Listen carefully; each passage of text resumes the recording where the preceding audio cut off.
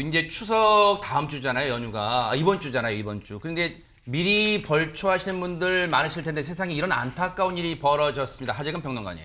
예, 그저께 아침에 벌어진 일인데 지난 27일 오전 10시쯤에 경남 창녕의 한 야산에서 90대 여성이 가족들과 함께 벌초를 하러 산에 올랐습니다. 그러다가 이제 그 SUV 차량 옆에 그늘진 곳에서 90대 여성이 잠시 앉아서 휴식을 취하고 있었는데 네. 그때 30대 손자가 거기 세워진 차량이 벌초에 방해가 되니까 다른 곳으로 옮기려다가 거기 그늘에서 쉬고 계시던 할머니를 발견하지 못하고 그만 치워버리고 만 사건이 발생했습니다. 아이고 세상에. 아니 유인경 평론가님 이게 무슨 날벼락 같은 얘기예요 이게 진짜. 예, 할머니는 결국 병원으로 옮겨졌지만 결국 이제 숨을 거두고 마셨습니다.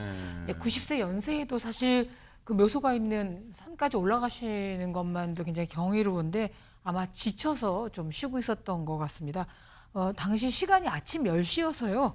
벌초를 할 때라서 손자는 차를 옮겼을 것인데 아무튼 본인이 운전한 차에 치여서 할머니가 돌아가셨으니까 죄책감은 이만저만이 아니었고 평생 상처와 슬픔에 시달릴 것 같습니다.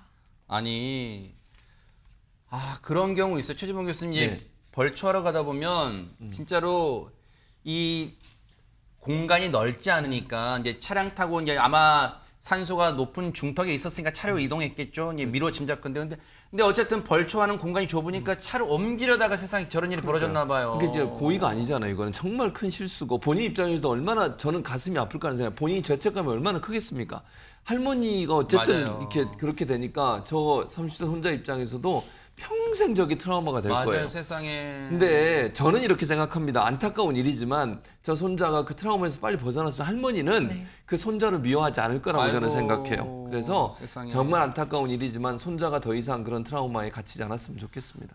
고의성은 없었겠지만 박성배 변호사님 사람이 일단 사망했어요. 이 손자분은 그럼 어떻게 되는 겁니까? 이 경찰은 손자가 차량 앞에서 쉬고 있던 할머니를 미처 발견하지 못하면서 사고를 낸 것으로 추정하고 있는데 당시 손자는 술을 마시거나 무면의 상태는 아니었다고 합니다.